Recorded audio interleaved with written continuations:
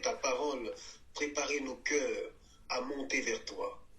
Que tout ce qui nous alourdit, que tout ce qui nous happe, que tout ce qui a tendance, Seigneur Dieu, à nous amener vers le bas, Seigneur, ce soit déraciné, soit ôté, soit renversé, soit, Seigneur, extirpé par la puissance de ta parole qui va être encore semée ce soir dans nos cœurs. Dispose nos cœurs afin que nous soyons des terres fertiles pour la gloire de ton nom. Amen. Amen. Amen. Dans le nom de Jésus. Nous voulons encore bénir ton saint nom, Seigneur, ce matin, ce soir. Nous nous recommandons encore à ta grâce ce soir, Seigneur. Donne gloire à ton nom.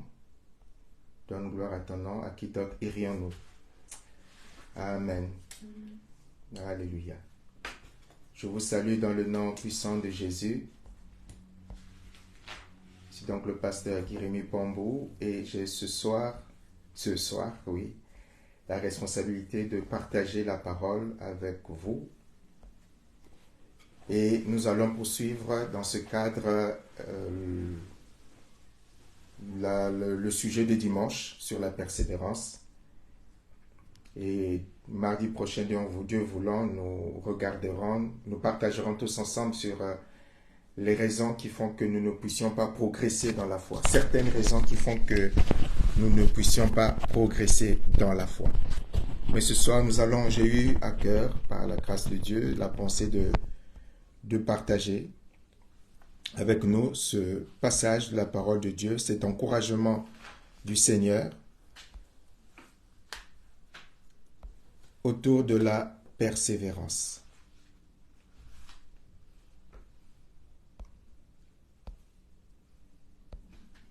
Je ne sais pas si le direct fonctionne, je n'ai pas de signal. Est-ce que ceux qui sont sur audio, pouvez me confirmer que au niveau du direct Facebook, ça passe, s'il vous plaît? Oui, ça passe, j'entends Timothée avec son appareil qui vient de tester. Donc nous allons parler de la persévérance. De la persévérance dans la foi. Pardon, qu'est-ce qui est marqué? Nous allons parler, bon, c'est pas grave, si ça passe pas, s'il y a des soucis techniques, c'est pas important. Le plus important, c'est que ceux qui sont d'abord sur l'audio puissent suivre. Nous allons donc parler de la persévérance dans la foi, dans le Seigneur. Nous allons prendre le texte qui se trouve, lorsqu'il y a des batailles comme ça, on fait avec. Nous allons revenir sur ce texte qui se trouve dans Hébreux chapitre 10, le verset 36. Hébreux 10, verset 36. Juste un rappel qui dit que vous avez besoin de persévérance pour accomplir la volonté de Dieu et obtenir ainsi ce qu'il promet.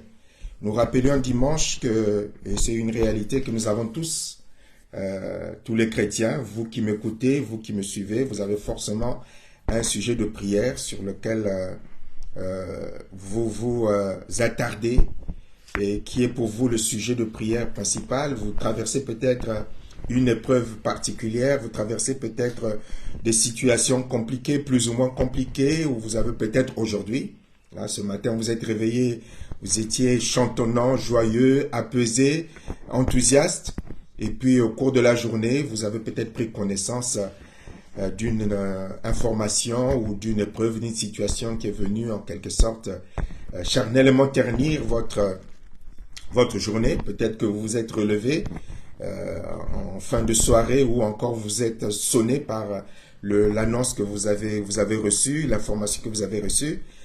Et je voudrais nous dire que quel que soit, nous rappeler, je ne vous informe pas, nous rappeler que les épreuves, selon la parole de Dieu, sont tout à fait normales dans les vies des enfants de Dieu. Dans la vie d'un enfant de Dieu, les épreuves sont tout à fait normales. Des situations difficiles sont tout à fait normales. Des combats sont tout à fait normaux. Des moments plus ou moins compliqués sont tout à fait normaux. Si tu es un enfant de Dieu et que tu ne traverses pas ce genre de situation aujourd'hui, demain ou le lendemain, c'est qu'il y a quelque chose qui ne va pas. Mais la Bible nous dit que nous devons regarder comme sujet de joie les diverses épreuves que nous pouvons traverser. Donc, chaque enfant de Dieu, tous les enfants de Dieu traversent des moments compliqués, des moments difficiles, des moments de contrariété, et c'est tout à fait normal. C'est tout à fait normal. Le problème, c'est que souvent nous sommes étonnés et nous sommes pris de court et après nous disons, Seigneur, pourquoi moi, pourquoi moi, pourquoi moi? Il n'y a pas de pourquoi moi. C'est tout à fait normal tant que nous sommes sur cette terre pour différentes raisons que je ne veux pas présenter. C'est pas le but de la pensée de ce soir. Le but, c'est que Dieu nous dit, Dieu veut te dire que tu as besoin de persévérance. Tu as besoin de continuer de croire. Tu as besoin de continuer d'espérer. Tu as besoin de continuer à garder le courage. La persévérance, c'est lorsque nous arrivons à un point T qui semble être le point de notre limite dans la foi et où nous serions charnellement dans des conditions d'abandonner, de baisser les bras, d'être découragé, de désespérer. Mais il faut persévérer. C'est un marathon. La vie chrétienne et parfois les chemins qui conduisent à l'exaucement de certains sujets de prière, ce chemin sont des sentiers de marathon. Pas le 100 mètres, pas le sprint, mais de marathon, qui va exiger que tu persévères, qui va exiger que tu mettes un pied devant l'autre, qui va exiger que tu mettes, il y a des moments où ce n'est pas un pied que tu mets devant l'autre parce que tu n'as même plus les forces de rester debout, où tu dois mettre le genou, un genou l'un après l'autre. Et parfois c'est à quatre pattes, un genou, une main, un bras, et parfois c'est en rampant. Mais on continue, on ne s'arrête pas. On continue, on avance et on avance. C'est cela la persévérance. Et ceux qui sont passés par là savent de quoi je parle. Peut-être que toi, aujourd'hui, quand tu écoutes ce message par rapport à ce que tu traverses, ce n'est plus en courant, ce n'est même plus en courant que tu avances dans la foi, mais tu es en train de ramper. Je ne veux pas baisser le bras, je rampe, j'avance, je rampe, je vais y arriver, je vais y arriver. Et le Seigneur, ton Dieu, veut te dire ce soir que c'est exactement cela. Tant qu'il y a la vie, il y a de l'espoir. Tant qu'il y a la vie, il y a l'espoir. Tant qu'il y a la vie, il y a encore l'espérance qui est là. Je rappelais le dimanche que le mot qui a été traduit parfois veut dire aussi, être traduit aussi par ailleurs, par patience et par espérance. Donc la foi, c'est l'espérance. La foi, c'est la patience. La foi, c'est pas la facilité. Les combats sont nombreux et les situations sont parfois très, très compliquées. Donc Dieu dit que toi, mon enfant, dans la situation que tu traverses, tu as besoin de persévérance pour accomplir la volonté de Dieu et obtenir ainsi ce qu'il promet. Nous avons un bel exemple dans la parole de Dieu. Nous allons traverser certains exemples, les vies de 2-3 personnages de la Bible pour que chacun, selon ce qu'il traverse, puisse saisir une parole de foi, une parole de connaissance ou une parole prophétique qui lui permettra ainsi de pouvoir parvenir à obtenir ce que Dieu a promis, prévu dans sa vie. Nous avons l'exemple de Abraham. Nous avons l'exemple de Abraham.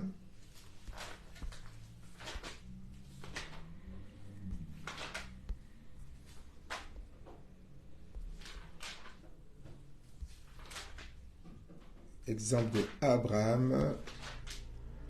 Alléluia.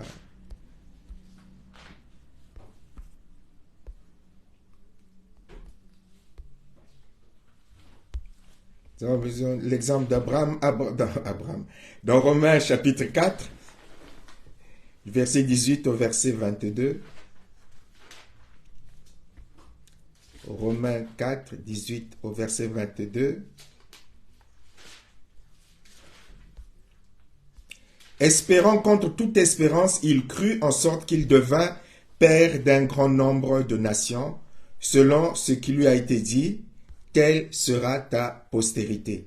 Et sans faiblir dans la foi, il ne considéra point que son corps était déjà usé, puisqu'il avait près de 100 ans et que Sarah n'était plus en état d'avoir des enfants. Il ne douta point par incrédulité au sujet de la promesse de Dieu, mais il fut fortifié par la foi, donnant gloire à Dieu, ayant la pleine conviction que ce qu'il promet, il peut aussi l'accomplir. C'est pourquoi cela lui fut imputé à justice. Nous avons le bel exemple d'Abraham qui a reçu la promesse de Dieu comme nous, les enfants de Dieu, comme toi qui m'écoutes, je veux personnaliser, parce que Dieu veut personnaliser, Dieu veut vraiment te parler. Je ne sais pas si c'est une, deux personnes, mais directement. C'est peut-être pour cela qu'il y a quelques soucis techniques. Mais Dieu veut te dire qu'il t'a fait la promesse, qu'il t'a fait des promesses. Mais ces promesses se réaliseront si tu continues à garder la foi. Si tu continues à garder confiance dans ce qu'il t'a dit. Il y a des choses que Dieu, comme pour Abraham, t'a dit en privé, t'a dit personnellement. Là, je ne parle même pas des promesses qu'on prend dans la parole de Dieu, qu'on s'approprie, parce que toutes les promesses de la parole de Dieu ne s'approprient pas de façon littéraire. Il faut que ça devienne des rémas, où Dieu vient te dire, mon enfant, cette promesse-là, je te la fais aujourd'hui. Donc, il ne suffit pas de s'approprier des vraiment un passage biblique que Dieu vient te présenter comme étant une promesse personnelle. Donc il y a des promesses, il y a une promesse personnelle ou des promesses que Dieu t'a présentées. Tu dois continuer à croire qu'il a la puissance, le pouvoir de les réaliser. Pour Abraham, il nous a dit qu'il avait atteint un certain âge avancé, l'âge où, même pour les gens de cette époque, on se dit, c'est mort pour moi, c'est fini. Sarah, les seins étaient aussi plats que le bitume, comme elle-même le dit ou le sous-entend, mais pour le Seigneur, il y avait encore une possibilité. Il y avait encore une possibilité. Tu dois apprendre dans le Seigneur, c'est ce que ton Dieu veut te dire, malgré tout ce que tu peux voir, malgré tout ce que tu peux entendre, lorsque les facteurs ne sont plus des facteurs d'espoir. Sarah était sèche, Abraham était vieux comme pas possible. Mais avec le Seigneur, la physiologie, la biologie ne sont pas des facteurs qui arrêtent. Je pense là au moment où je pense à certains frères ou certaines sœurs qui à un certain âge, on leur dit, il y a la ménopause qui est là, à partir de 30 ans, tu ne peux plus avoir d'enfants, à partir de 32 ans, tu ne peux plus avoir d'enfants, tu as des risques de ne plus en avoir, et tu te retrouves dans une position où tu te dis, Dieu m'a fait la promesse, qu'est-ce que je fais? Je triche, comme Père Abraham au début, ou je ne triche pas? Est-ce que je dois aider Dieu ou je ne dois pas aider Dieu? Il y a des situations comme ça de promesses où quand tu vois les différents éléments, tu te dis, mais Dieu m'a menti, Dieu m'a trompé parce que tout n'est plus les conditions de voir la réalisation de la promesse que Dieu m'a faite. Les conditions ne sont plus réunies, ne sont plus du tout réunies. Lorsque je regarde avec mes yeux, lorsque j'écoute avec mes oreilles, les conditions ne sont plus réunies. Alors il me reste peut-être une possibilité, il me reste peut-être une chance, c'est celle qui va consister à vouloir aider Dieu. Et c'est ce que l'erreur qu'Abraham va dire. Lorsque la Bible dit que il crut, c'est lorsque Dieu va venir le voir. Genèse chapitre 16 va venir lui dire que voilà, marche devant ma face et sois intègre. Je raccourcis pour que je ne sois pas trop lent parce que nous connaissons l'histoire d'Abraham. Au début, Abraham n'a pas cru. Au fur et à mesure que les choses avançaient, il y a le doute qui est rentré en lui. Au fur et à mesure de sa vie, parce qu'Abraham ne connaissait pas Dieu, il va apprendre à connaître Dieu. Il va apprendre à faire confiance en Dieu. Et pendant cet apprentissage, il va manifester, lorsqu'il va dire à sa femme, Sarah dit que tu es ma sœur, on voit que Abraham ne connaissait pas encore Dieu. Il n'avait pas encore assez confiance en Dieu. Il n'avait pas assez confiance dans le sens où il aurait pu se dire, Dieu m'a fait la promesse.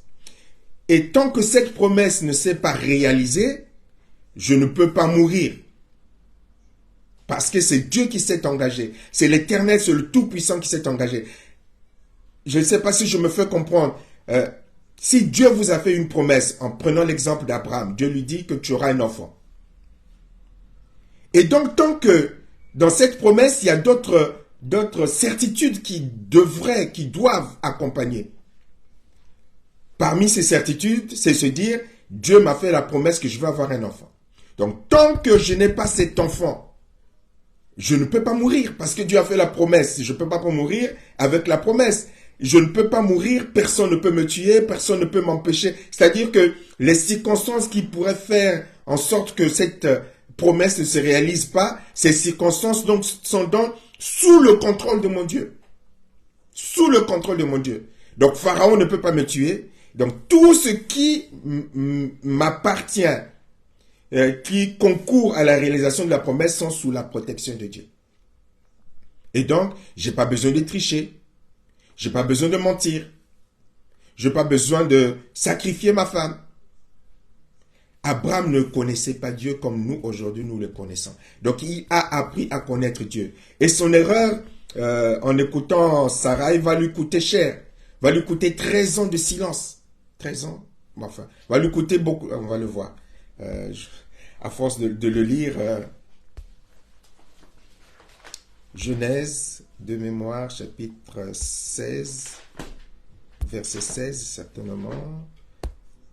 Voilà, Genèse 16, verset 16, qui dit donc ceci: Abraham était âgé de 86 ans lorsqu'Agar enfanta Abraham. 86. Et après, on bascule, donc Genèse 16, on bascule à Genèse 17, lorsque Abraham fut âgé de 99 ans, donc c'est bien 13 ans. 13 ans. Lorsqu'Abraham, 86, 13 ans. Lorsqu'Abraham fut âgé de 99 ans, donc de 86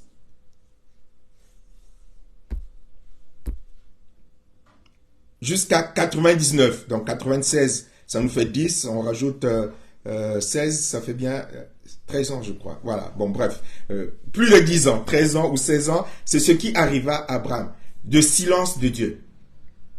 On a un vide de 13 ans, vide, où on se dit, mais qu'est-ce qui s'est passé entre Genèse 16 et Genèse 17?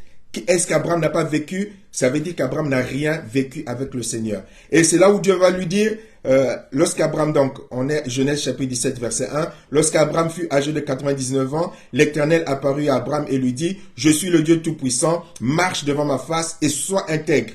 J'établirai mon alliance entre moi et toi, je te multiplierai à l'infini. Abraham tomba sur sa face et Dieu lui parla en disant, voici mon alliance que je fais avec toi, tu deviendras père d'une multitude de nations. La partie du texte que nous avons lu dans Romains chapitre 4 qui dit qu'il crut et cela lui fut imputé à justice, concerne cette partie-là lorsque Dieu va venir le voir pour lui dire, marche devant ma face et sois intègre. Ça veut dire que marche dans l'obéissance, marche devant ma face, marche devant la route, selon la route que j'ai tracée devant toi. Ne va pas à gauche, ne va pas à droite, mais marche devant ma face. Parce que jusque-là, à certains moments, tu n'as pas marché devant ma face, mais tu es allé au-delà. Donc, dans la trajectoire parfois de nos vies, en dépit de la promesse de Dieu, nous allons faire des compromis, nous allons trahir, nous faisons des alliances qui nous sortent du temps de Dieu, qui nous sortent du plan de Dieu et qui retardent la réalisation et la matérialisation de la promesse que Dieu avait faite. C'est pas Dieu qui décide que ça va, quoique pour le peuple d'Israël, ça sera le cas, mais souvent donc pour nos vies, ce n'est pas Dieu qui décide que ça va prendre 25 ans, ça va prendre 13 ans, ça va prendre 45 ans, mais c'est la compréhension et la connaissance que nous avons de Dieu au fur et à mesure que nous remportons, nous sortons vainqueurs des petites épreuves dans lesquelles Dieu nous met, qui nous conduisent vers la matérialisation de la promesse. J'espère que je me fais comprendre. Entre le temps quand Dieu nous fait la promesse, il y a des épreuves qui arrivent. Il y a des situations qui arrivent. Et dans ces situations, nous devons les affronter victorieusement par la foi. Et ces différentes petites victoires dans les différentes circonstances nous conduisent, comme on dit, vers l'étage supérieur où nous attend la promesse principale qui nous a été faite. Mais si tu n'en gagnes pas sur les petites victoires, par les petites victoires que Dieu met sur ta route, les épreuves que Dieu met sur ta route, tu ne vas pas vers la promesse suprême que Dieu t'a faite. Tu redoubles en quelque sorte, quoi. Tu ne vas pas avoir ton diplôme, tu vas redoubler la classe. Et c'est ce qui est arrivé à Abraham. Et ce qui va donc retarder jusqu'à ce qu'il comprenne, qu'il saisisse, et ainsi la promesse suprême est arrivée. Mais Abraham donc n'a pas abandonné malgré tout. Certainement que lorsque Dieu est venu le voir dans Genèse chapitre 17, il a dû comprendre que quelque chose s'était passé. Pourquoi je le dis qu'il a dû comprendre? Parce que Dieu ne vient pas à nous comme ça, parce qu'il répond, il vient toujours en réponse de la disposition de notre cœur, de l'appel parfois inconsciente ou de notre cœur ou de notre âme, la prière parfois inconsciente de notre âme, où malgré tout il y a une pensée qui monte, qui dit je ne vis plus les mêmes choses. Ah Seigneur, je voudrais retrouver cette communion, je voudrais... Parfois c'est subtil, mais Dieu entend par le Saint-Esprit qui exprime ce supplice inexprimable. Par le Saint-Esprit, Dieu va entendre, puis Dieu vient à notre rencontre pour nous tendre la main. Je crois qu'on a tous expérimenté des situations où nous avions abandonné Dieu, où nous étions même dans le pire des péchés. Et puis Dieu, de notre âme qui reconnaissait que nous étions pas bien, et puis il va nous donner des occasions pour revenir pleinement à lui. Hein? C'est ça qui nous permet de comprendre d'ailleurs la parole de Dieu, de revenir vers lui, et c'est ce qui a dû se passer. Et là, Dieu, au chapitre 17, va venir vers lui pour lui dire, écoute, marche devant ma face et sois intègre. Marche devant ma face et sois intègre. Il a fallu persévérer. Il aurait pu, hein. C'est pas parce que c'est Abraham, il aurait pu abandonner totalement, complètement. Et Dieu aurait trouvé une autre personne qui serait le père de la foi. Il aurait pu. C'est pas parce que Abraham avait été choisi. Nous avons des tas d'exemples dans la parole de Dieu, des personnes, des rois choisis par Dieu qui ont abandonné Dieu, qui se sont détournés de Dieu. Il aurait pu, mais il a quand même tenu bon. Il a compris certainement que là, il y a quelque chose qui ne va pas. Et comme il a persévéré, Dieu va l'exaucer. Tu as peut-être fait des erreurs. Tu feras peut-être des erreurs. En tout cas, je parle pour toi, mais sache que si tu réalises que tu avais reçu la promesse de Dieu, mais que tu n'as pas respecté les principes et les conditions d'exaucement de cette promesse, tu peux revenir à Dieu. Tu peux revenir à Dieu. Et Dieu va restaurer. Abraham, nous savons ce qu'Abraham a fait. Il va écouter sa femme. Et en écoutant sa femme, il va avoir un enfant qui n'est pas selon la promesse. Et cela va lui coûter cher. Mais il va le comprendre. Il va revenir à Dieu. Et la promesse de Dieu va se réaliser. Avec les conséquences qui ne sont pas bien heureuses. Mais Dieu va accomplir sa promesse. David également va attendre. David a été choisi vers la quinzaine d'années. Le roi David également, il a dû attendre 22 ans. Il a dû attendre 22 ans. Il est encore un jeune garçon, donc vers là, on suppose que c'est vers la quinzaine d'années lorsque il va recevoir par Samuel l'onction royale. Lorsque Samuel va aller voir les parents de David, et là, il va dire, voilà, Dieu a choisi le petit David comme roi et il va recevoir l'onction. Mais David recevra de mémoire trois fois l'onction. Il va recevoir l'onction sans avoir été roi. Et il va recevoir l'onction à 30 ans lorsqu'il va devenir roi, mais il sera que roi de Juda pendant 7 ans et demi. Et c'est 7 ans et demi après que finalement, la promesse de Dieu va entièrement se réaliser. Il va être roi, devenir roi de tout Israël. Et cela va prendre 22 ans. Là aussi, David va apprendre pendant cette période, il va apprendre à connaître Dieu. Il va traverser des moments compliqués, il va traverser des moments difficiles, où il va apprendre à découvrir Dieu, il va apprendre à faire confiance dans le Seigneur, il va commettre des erreurs. Certaines erreurs vont le conduire à ne pas être qualifié ou à ne pas être légitime, à ne pas répondre aux conditions pour bâtir le temple de Dieu. Il y a des choses qu'il n'était pas obligé de faire pendant cette période d'apprentissage. Mais à cause de cela, à cause de ce manque de discipline ou des erreurs qu'il a pu commettre, comme nous tous, on a pu en commettre, cela va retarder en quelque sorte certaines choses et qui vont aussi le disqualifier pour d'autres. Et donc, 22 ans après, David va devenir roi. Mais il a dû persévérer. Vous vous rendez compte, à 15 ans, on vous dit que vous allez devenir roi, et il va vivre des moments qu'il n'a pas voulu, compliqués qu'il n'a pas voulu. Il va être au service du roi Saül, alors qu'il n'avait rien fait. Il va être obligé de supporter la méchanceté, la jalousie, les attaques, les complots du roi Saül, alors qu'il n'avait rien demandé. Comme aussi, tu peux commencer à traverser des moments compliqués, difficiles. Tout simplement, ce n'est pas parce que tu as commis un péché comme Joseph, dont nous avons parlé le dimanche. Joseph n'avait commis aucun péché, mais il a dû traverser de moments compliqués, difficiles, mais il a continué à espérer. Tu dois continuer à espérer en ton Dieu. Tu dois continuer à espérer en ton Dieu. Et ton Dieu est capable, en bout d'épreuve, de venir exaucer tes prières ou venir honorer sa promesse et réaliser ainsi ce qu'il t'avait promis. Tu dois persévérer. Tu dois continuer de croire. Parfois, on traverse aussi des moments compliqués et difficiles, comme là je présente quelques exemples, quelques moments compliqués et difficiles, comme Lazare. Tu es fidèle, tu es ami du Seigneur. Nous le lisons dans Jean chapitre 11, du verset 1 au verset 4. Il nous est dit qu'il y avait un homme malade, Lazare de Béthanie, village de Marie et de Marthe, sa sœur. C'était cette Marie qui oignit de parfum le Seigneur et qui lui essuya les pieds avec ses cheveux. Et c'était son frère Lazare qui était malade. Les sœurs envoyèrent dire à Jésus, Seigneur, voici celui que tu aimes est malade. Après avoir entendu cela, Jésus dit, cette maladie ne point à la mort, mais elle est pour la gloire de Dieu, afin que le Fils de Dieu soit glorifié par elle. Lorsque donc il apprit que Lazare était malade, il resta 2 jours encore dans le lieu où il était.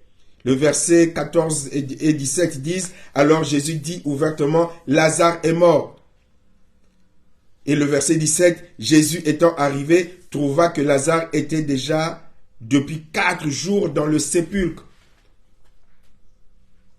4 jours dans le sépulcre. Il y a des situations qui sont là non pas parce que tu n'as pas prié, ce n'est pas parce que tu n'as pas exaucé, non pas parce que Dieu ne t'aimerait pas, mais parce qu'il y a des situations qui sont là parce que c'est la volonté de Dieu. Dieu a prévu pour toi que tu passes par la croix. Dieu a prévu que tu passes par une sorte de mort où vraiment tu es comme paralysé, tu es inactif, tu ne peux plus bouger, tu n'as pas d'autre recours. Dieu peut permettre de telles situations. Mais parce qu'il a prévu que 4 jours après, il allait intervenir dans son plan, il allait venir intervenir 4 jours après. Alors que tu espérais, ou que les frères et sœurs de l'église espéraient que en jeûnant, en priant, Dieu allait intervenir. Mais Dieu avait prévu qu'il fallait que Lazare meure. Et que dans sa volonté, c'est après la mort de Lazare qu'il allait intervenir. C'est dans la fournaise ardente qu'il allait intervenir. Dans la fosse lune qu'il allait intervenir. C'est ça le plan de Dieu. C'est dans la vallée de l'ombre de la mort qu'il va intervenir. Beaucoup de situations, comme nous le disons, font que nous espérons que Dieu intervienne avant. Mais Dieu qui sait pourquoi a prévu qu'il va intervenir après. Parfois, c'est des situations honteuses. On s'est dit, mais Seigneur, comment est-ce que je peux témoigner par la suite? Moi qui suis ta servante, moi qui suis ton... C'est moi qui ai dit que, Seigneur, dans ma famille, tout le monde sait que je suis chrétien. Tout le monde a eu le boulot, et tout le monde a eu le bac, tout le monde a eu la licence. Et moi qui suis engagé depuis longtemps dans l'église, qui a des responsabilités, regarde, c'est moi qui n'ai pas eu le bac, j'ai pas eu le BPC, j'ai pas eu le travail. Je suis le seul chômeur. Les païens de la famille ont le travail. Beaucoup de circonstances, de situations comme ça, on s'est dit, mais Seigneur, c'est pas possible. On aurait aimé qu'il intervienne avant. Mais Dieu, dans son plan, a jugé bon qu'il interviendra après. Ou qu'il interviendra dans la situation. Et toi, tu dois continuer à persévérer, à garder confiance, malgré tout, en dépit de tout. Gardez confiance. On pourrait citer d'autres exemples dans la Bible. La femme atteinte de la perte de sang qui, pendant 12 ans, a souffert de cette perte. Mais Dieu, dans son plan, avait un rendez-vous. Et quand ce moment de rendez-vous est arrivé, elle a su saisir. Peut-être que dans la situation que tu as, Dieu a prévu un temps, un moment où que tu ne devras pas rater l'occasion. Donc si tu es persévérante, tu saisiras l'occasion. L'occasion sera là. Je ne sais pas quelle circonstance. La circonstance sera là pour que tu puisses agir par la foi, croire par la foi. saisir spirituellement le pan de la robe de Jésus, ou je ne sais pas quelle autre parole de sagesse ou de connaissance. Peut-être pour toi, ce temps pour toi, selon Dieu, c'est en écoutant cette prédication, où il a dit, voilà, aujourd'hui c'est l'heure, tu as entendu, maintenant crois par la foi et tu vas voir. Et tu vas croire et les choses vont changer.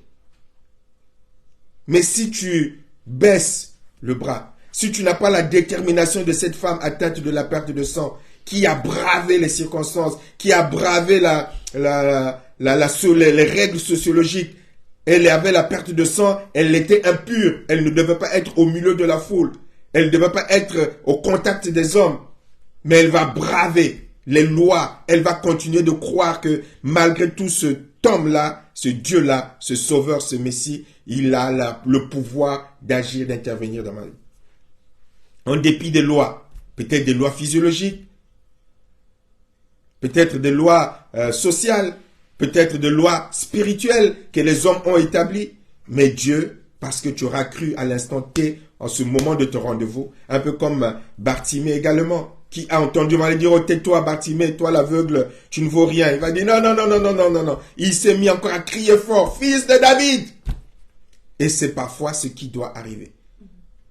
Ton rendez-vous est là. Les gens vont te dire, tais-toi. Tu dis, non, non, non, non, je vais crier encore plus fort.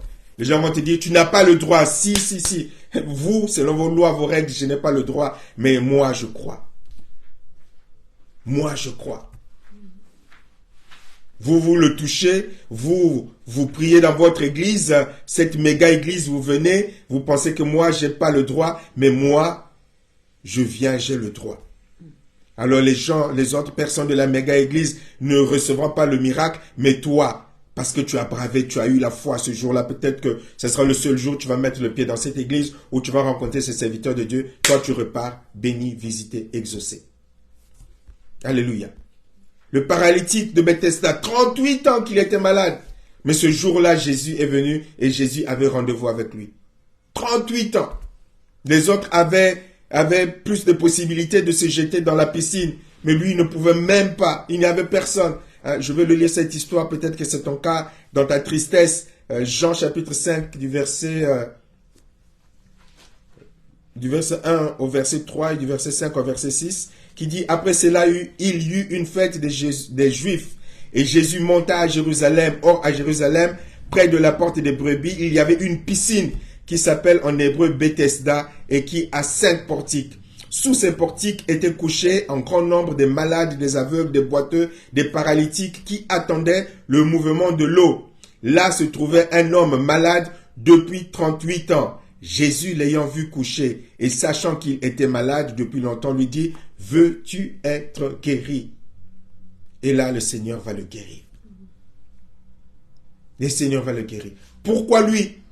Dieu seul sait. Peut-être parce qu'il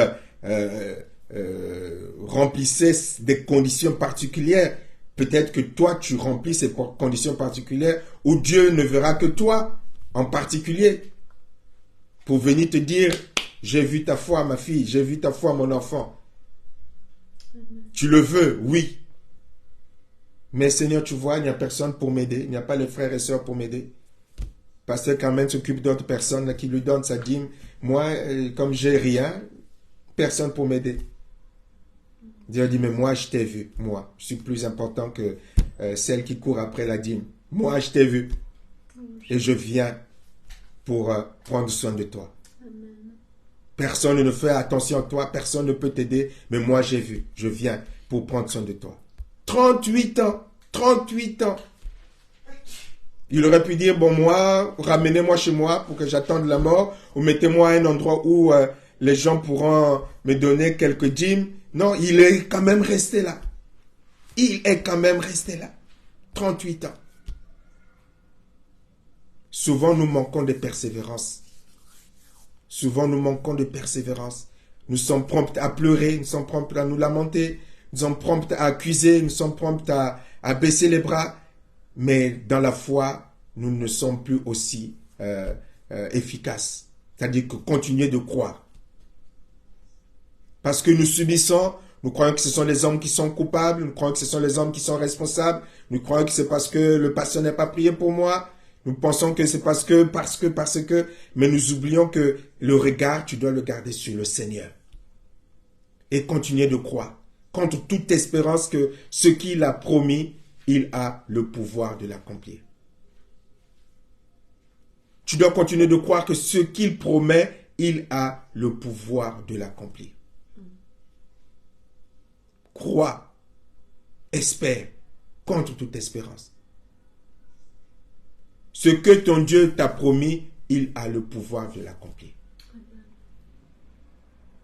La Bible nous dit dans Hébreux chapitre 4, ainsi puisque 4 verset 14, à partir du verset 14, Hébreux 4 à partir du verset 14, ainsi puisque nous avons un grand souverain sacrificateur qui a traversé les cieux, Jésus le Fils de Dieu, demeurons fermes dans la foi que nous professons, car nous n'avons pas un souverain sacrificateur qui ne puisse compatir à nos faiblesses. Au contraire, il a été tenté comme nous en toutes choses, sans commettre de péché. Approchons-nous donc avec assurance du trône de la grâce, afin d'obtenir miséricorde et de trouver grâce pour être secourus dans nos besoins. Pour être secourus dans nos besoins. Nous avons un grand souverain sacrificateur qui est capable, qui nous comprend, qui a la compassion et qui sait ce que tu vis, qui sait ce que tu traverses. Tu as toutes les bonnes raisons pour continuer à garder confiance. Tu as toutes les bonnes raisons pour continuer à garder espoir. Toutes les bonnes raisons. Il t'aidera. Si tu vis des épreuves parce que tu as désobéi, que tu as fait de compromis, parce que tu n'as pas tout suivi, mais il faut avoir la repentance dans le cœur. Reconnaître ses responsabilités. Comme l'a fait Abraham, Dieu l'a restauré.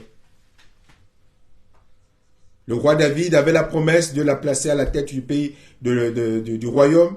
Il a commis une bêtise avec Bathsheba, il en a suivi les conséquences. Il a été dans un état d'esprit de repentance et d'humiliation. Dieu l'a rétabli. Dieu l'a rétabli. Il a le pouvoir. Il a la capacité. Il a l'amour nécessaire. Il a la fidélité nécessaire. Et j'aime à nous rappeler que il s'est entouré des moyens spirituels pour venir à ton aide. Le Seigneur Jésus-Christ placé à sa droite pour intercéder pour toi. Le Saint-Esprit placé en toi. Et quand tu n'es pas capable de placer les bons mots pour prier convenablement, il a placé le Saint-Esprit en toi, selon Romains chapitre 8, pour intercéder par des soupirs inexprimables en toi. De sorte que tu puisses recevoir toujours son aide et son secours. Alors, c'est le Seigneur ton Dieu te dit ce soir de persévérer. De persévérer. Et de dire comme Jérémie dans Lamentation chapitre 3 verset 19, « Mais voici la pensée que je me rappelle à moi-même. » Jérémie 3, 19. Voici la pensée, Jérémie Lamentation. Voici la pensée que je me rappelle à moi-même. La raison pour laquelle j'aurai de l'espérance. Non, les bontés de l'Éternel ne sont pas à leur terme et ses tendresses ne sont pas épuisées. Chaque matin, elles se renouvellent. Oui, ta fidélité est grande. J'ai dit, l'Éternel est mon bien, c'est pourquoi je compte sur lui. L'Éternel est plein de bonté pour ceux qui ont confiance en lui, pour ceux qui se tournent vers lui. Il est bon d'attendre en silence la délivrance ou le secours que l'Éternel opérera, et qu'il opérera, et qu'il enverra, et qu'il manifestera pour toi. Mais garde les yeux fixés sur lui. Garde les yeux fixés sur lui. Non pas en pleurant, en te lamentant, garde les yeux fixés sur lui. En gardant espoir, en te disant que toute chose concourt à mon bien. D'une manière ou d'une autre, mon Dieu agit et agira. Parce qu'il ne peut pas faire autrement, car je suis son enfant. Il ne faut pas l'oublier, car je suis son enfant.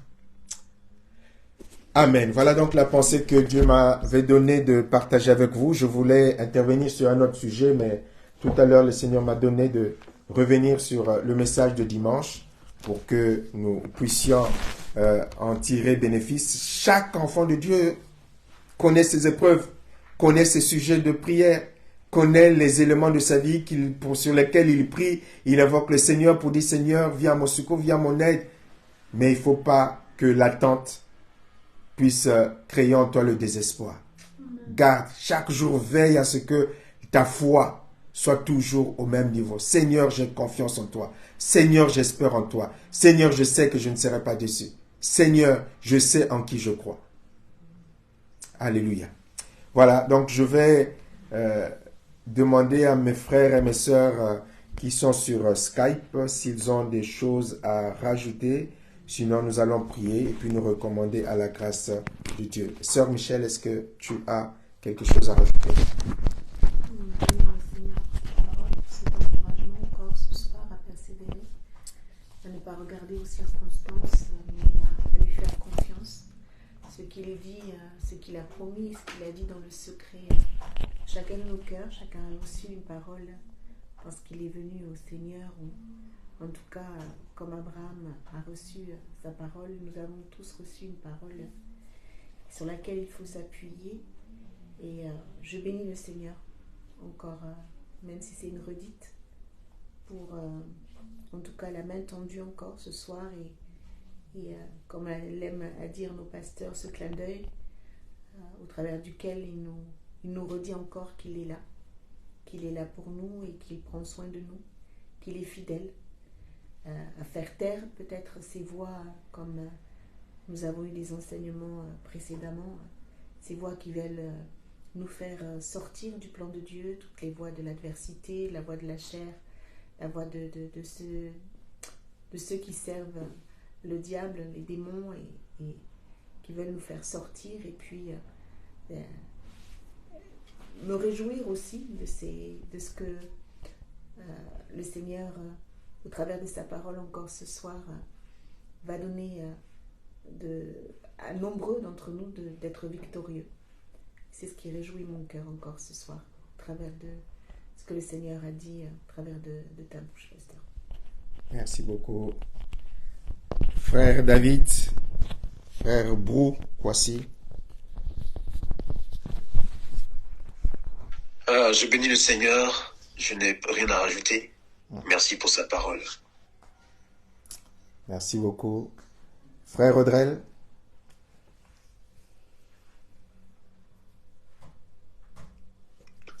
Bonsoir à tous. Pareil, je bénis le Seigneur pour cette parole. Je pense que tout a été clair et confus comme d'habitude. Et je n'ai pas grand-chose à rajouter non plus, à part persévérant.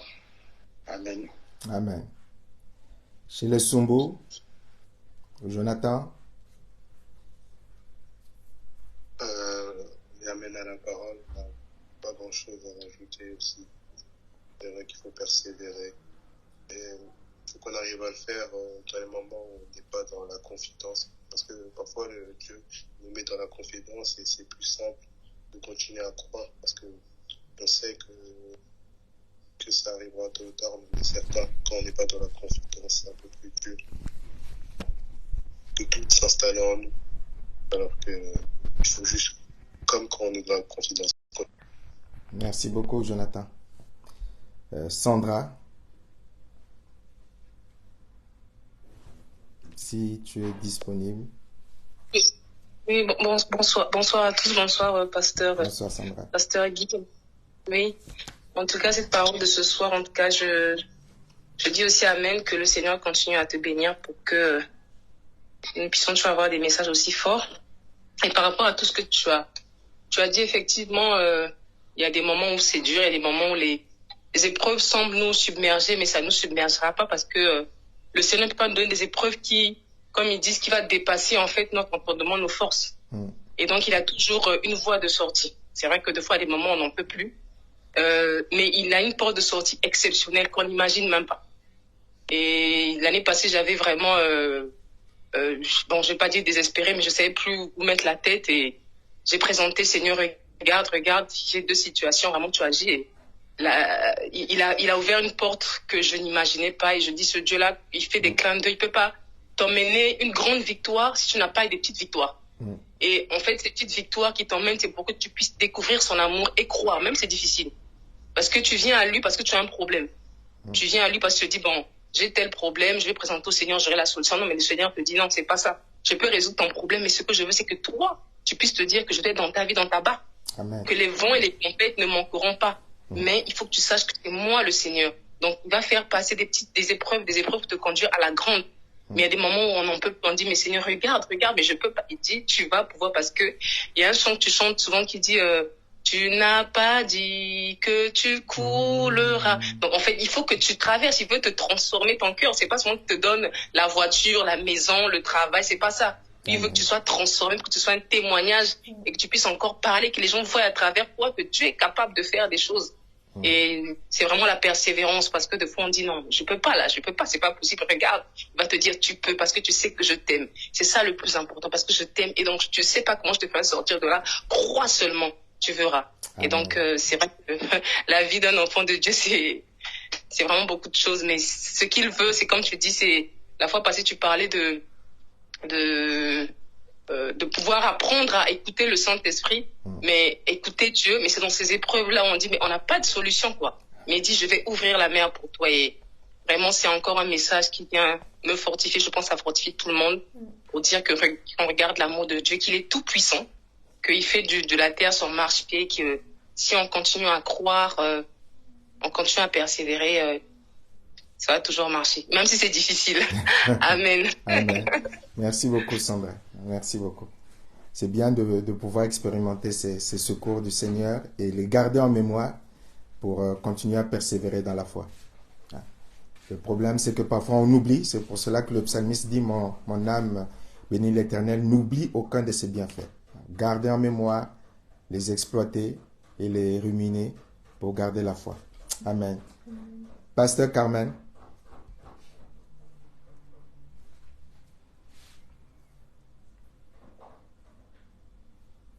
Si tu peux parler. Bonsoir. Oui. Bonsoir. Bon, je dis amen, hein, pas grand-chose à rajouter.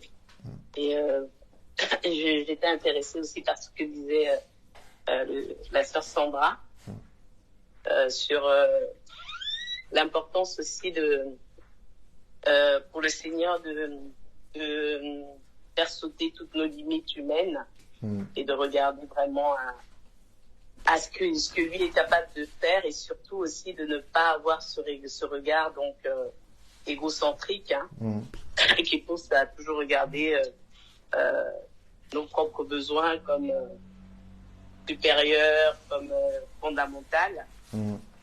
Et tu as cité de très bons exemples, hein.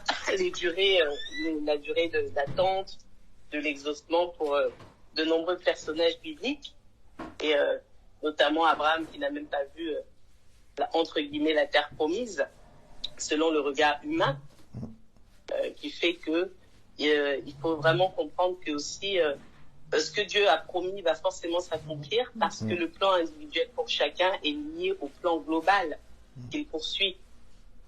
Et ça aide aussi à persévérer. Il n'y a pas d'autre choix que de persévérer lorsqu'on est enfant de Dieu, parce que de toute manière, Dieu ne se renie pas, il ne renie pas sa parole, il va l'accomplir. Maintenant, ce sera forcément selon ses conditions, et c'est à nous aussi de nous placer dans les conditions de la bénédiction, c'est-à-dire de demeurer des enfants de Dieu, ou en tout cas de vraiment, avec l'aide du Seigneur, avec l'aide du Saint-Esprit, puisque le Seigneur nous a parlé longuement du Saint-Esprit dernièrement, de vraiment nous consacrer pour simplement demeurer des citoyens du royaume et entrer dans toutes ces réalités que Dieu connaît et va nous dévoiler. Voilà, amen. Amen à la parole de Dieu. Merci beaucoup, pasteur. Sœur Aldélie, si tu peux parler. Bonsoir à tous. Je veux en tout cas simplement bénir le Seigneur pour cette parole. J'ai rien à rajouter. Merci beaucoup. Amen. Amen. Est-ce que la sœur Julia peut parler? Je t'ai gardé à la fin exprès. Bonsoir. à tous. Non, moi j'ai non plus rien à rajouter. L'essentiel, en tout cas, a été dit. Tout a été clair et concis. Et je bénis le Seigneur aussi pour cet encouragement qu'il nous donne à chacun d'entre nous. Et aussi les interventions de la sœur Sandra et du pasteur Carmel et du frère Jonathan aussi. Donc vraiment, effectivement, la persévérance, le Seigneur ce soir nous encourage à cela. Et maintenant, c'est à nous, effectivement, de comment je veux dire ça, de saisir, vraiment de saisir sa main là, cette main qui est tendue, sa main qui est tendue ce soir où si effectivement il y a des promesses qui nous ont été personnellement données, comme tu l'as dit tout à l'heure en parlant de cette parole qui est là, et que tant que celle-ci n'a pas été, on n'a pas vu l'exaucement, de toujours s'accrocher à celle-ci, en tout cas de faire le choix de s'accrocher à celle-ci, parce qu'effectivement tout est une question toute une question de volonté, toute une question de décider de croire, de décider de se lever, de décider d'avancer, de décider d'être en mouvement. Voilà. C'est une question de choix, de décider d'être au mouvement. Et effectivement, dès que ce mouvement est fait, dès que ce pas est fait, maintenant il y a c'est vraiment cette persévérance que l'on doit garder, et c'est malheureusement ce qui peut nous faire défaut, en tout cas pour ma part, et c'est ça. Combien de fois j'ai pu décider de me remettre au sport, d'avoir bien commencé, et ensuite d'être prise par différents, que ce soit la fatigue, que ce soit peut-être la paresse, etc. Et finalement de ne plus d'arrêter pour ensuite reprendre, recommencer. Donc c'est vraiment une question de décision, une question de volonté, une question de choix. D'avancer, parce que le Seigneur, quand on l'accomplit, et quand chaque fois, à tout moment, il vient nous encourager, il vient nous soutenir, il vient nous reprendre, c'est pour que nous puissions faire le choix avec tout ça, d'entendre toutes ces choses-là, et de décider maintenant de se lever et de pouvoir avancer. Fort de ce qu'on a reçu du Seigneur, ou de ce qu'on a pu entendre des frères et sœurs, de prendre ce bagage-là et d'avancer avec. Donc voilà ce que je pouvais rajouter ce soir. Et merci, en tout cas merci Seigneur, et que chacun d'entre nous puissions continuer à persévérer et à rester dans cette constance, en tout cas.